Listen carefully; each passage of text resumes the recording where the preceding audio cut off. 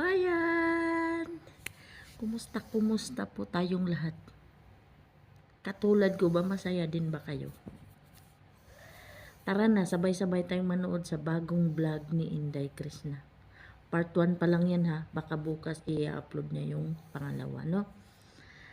So ako, napanood ko na. Simula sa umpisa hanggang sa natapos ko. Ang haba ng ads, guys. No? Ang haba ng ads. Maraming ads at ang hahaba. Pero kahit ganun, hindi ako nagrereklamo, guys. No skip ads kahit gaano kahaba para makatulong tayo kay Inday Krishna. Para matupad niya ang lahat ng pangarap niya sa buhay. Lalong-lalo na yung pangarap niya para sa pamilya niya. No? And grabe talaga, guys. Nakakatuwa si Inday Krishna, no? Alam mo yung tipong marami kang iniisip, marami kang problema. Mawawala yung problema mo pag siya ang napanood mo. Walang dull moment. Lahat ng mga ginagawa niya, nakakatawa talaga, nakakatuwa. Nakakawala ng pagod, nakakawala ng stress. In short, stress reliever. Sino ba yun? Sino ba dito yung mga nagko-comment sa akin na ginagawang stress reliever si Inday Krishna? Dahil ako, sa totoo, hindi buo ang araw ko pag hindi ko nakita ang vlog niya. Pag hindi ko siya nakikita, hindi ko siya napapanood. Hindi talaga buo yung araw ko, promise. Malungkot ako. Wala akong ganang magtrabaho. So ngayon, masaya-masaya tayo, no? So ngayon, marami tayong energy kasi napanood na naman natin siya. Masaya ako. Masayang-masaya ako kasi may upload siya ngayon. Kahapon kasi wala siyang upload. Malungkot na naman ako. Kaya yung mga dati niyang upload, nanood na naman ako ng binalikan ko na naman yung dati niyang upload. Ganun ang ginagawa ko, guys. Para maibsan lang yung, alam niyo yun, lalo na yung katulad ko na nandito sa ibang bansa, no? Dahil sa kanya,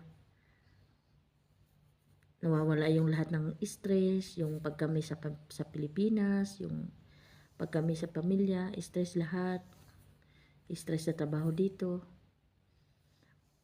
Basta, yan yung ibig kong sabihin na pag napanood ko siya, talagang nawawala lahat ng ko. So, Inday Krishna, salamat sa iyo, salamat sa napakabuti mong bata. Talaga, napakabuti mo talaga sa pamilya, sa mga kapatid, at sa lahat ng tao, at sa lahat ng mga nakakasalamuha mo. Napakabuti mo. Isa yan sa mga hinahangaan ko talaga sa iyo. Pero ang palagi kong sinabi sa iyo na huwag magtitiwala sa mga taong kaharap mo. No? Huwag masyadong magtiwala. I-distansya mo ng kunti yung sarili mo. Huwag masyado. Lalo na yung mga tao na hindi mo pa naman kilala. O kahit nga kilala mo na eh. Basta sa mga huwag kang masyadong nagtitiwala, no? Ingatan mo yung sarili mo. Na huwag kang mapahamak, no? Lalo na sa mga, kasi ang ugali mo kasi parang ako, mabilis magtiwala pa. Yung unang araw, pangalawang araw, pangatlong araw mo palang nakakasama, lubos na yung tiwala mo. So, dumistansya ka ng konti. For your own good naman yun.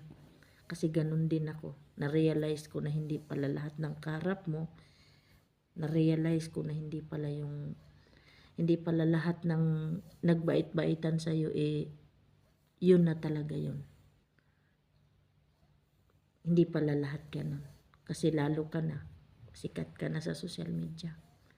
So, marami nang magkukunwari na gusto ka. Pero ang totoo talaga, may intensyon lang sila sa'yo. So, magdistansya ka. Mag-ingat ka sa ganong tao. Kasi talaga sa ating Pilipino, no? Sa ating Pilipino, may mga ganyan. Mapagsamantala talaga. Kaya ingatan mo yung sarili mo sa mga ganong bagay. Ilayo mo sarili mo sa mga ganong tao na ano ba. Hindi nakakatulong. Hindi na nga nakakatulong, ipapahamak ka pa, no? Ingatan mo yung sarili mo. And alam nyo ba kung bakit? Share ko lang din pala sa inyo nyo. Kung bakit ako nagreaksyon na dumating ako sa point na to na nagre-reaction na ako about sa kanya. Because since day 1 na na-vlog siya, careful talaga. Grabe yung hangang-hanga talaga ako sa babae na ito eh. Sa babae na to. Inday Krishna na to. Kasi relate talaga ako sa kanya. Kasi alam nyo ba guys, nung bago ako mag-upload, laking bukid din ako guys eh. Laking bukid din ako guys. Nagtatabas, lahat ginagawa ko. Katulad ng mga ginagawa ni Inday Krishna na yan sa bukid. Yan din ang ginagawa ko sa bukid namin. Hanggang ngayon, ang magulang ko, magbubukid talaga. Farmers sila. Medyo hindi ko na nga lang siya nagagawa ngayon kasi nandito na ako sa ibang bansa. Pero hinahanap ko yung ganong gawain guys. Kasi doon din ako sanay. Sanay ako sa isang linggong walang bigas, ganun. Sanay ako sa ganun, yung walang bigas. Puro lang kamuting kahoy, kamuting baging, ganun. Pagkain, saging, ganun.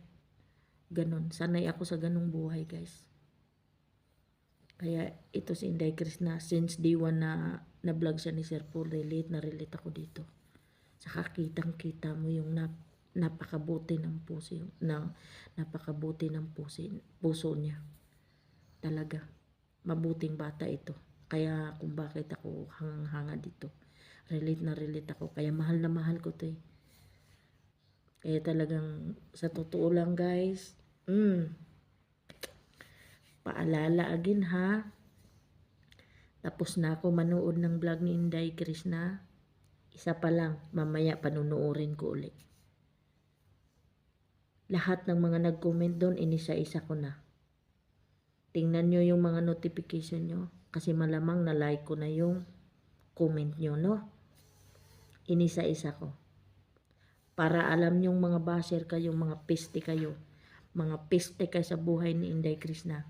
Para alam nyo na isa ako sa magpapahiya sa inyo.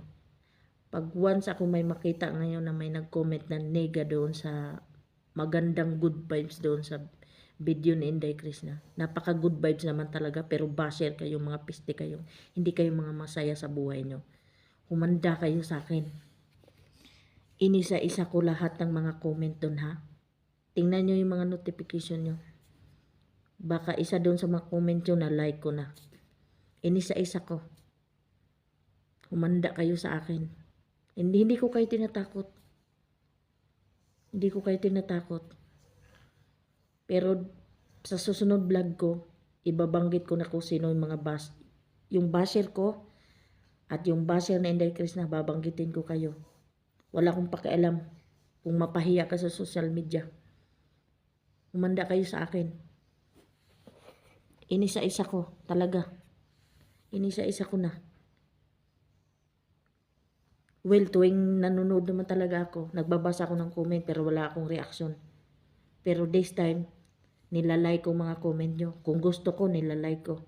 Pero kung hindi ako gusto, asahan mo na mapipistik ka talaga sa akin.